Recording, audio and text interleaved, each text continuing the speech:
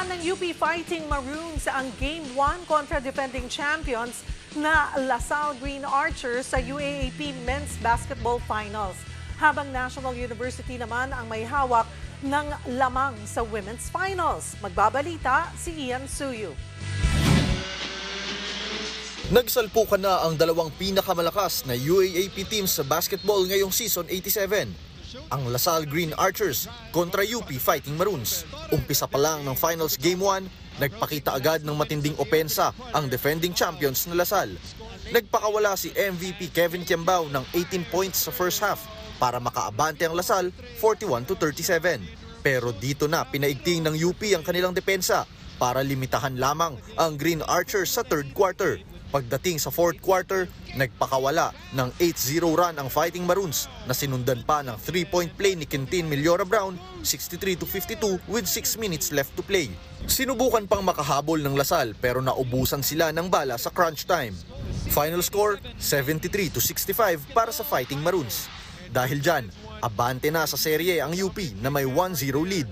Leading scorer para sa koponan si Millora Brown na may 17 points at 9 rebounds. Nagtala naman sina JD Kagulangan at Francis Lopez ng tig 13 points. We had a great game plan going into the game and obviously they started out really well and we just had to roll with it. We found a way to get it done at the end of the day. Ito ang unang panalo ng Diliman-based team kontra sa LaSalle ngayong season. Pero sa kabila ng panalo, ayaw pakampante ng UP lalo't alam nilang kayang-kayang makabawi ng Green Archers. Part of the process of winning a championship is winning game 1. We'll just have to focus on yung anong mga dapat namin improve in terms of lapses during the game kanina and try to prepare pa for the next game. Sa women's tournament naman, nakauna na sa Game 1 ang NU Lady Bulldogs kontra UST Growling Tigresses sa best of 3 finals. Naagaw ng NU ang panalo sa UST 72-71.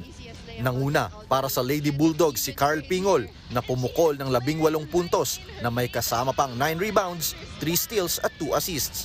Hindi naman nagpahuli si Camille Clarin na nagtala ng 12 puntos. Gaganapin naman sa Miyerkules ang Game 2 ng Men's and Women's Basketball Tournament Finals. Para sa 1PH, Ian Suyu, News 5.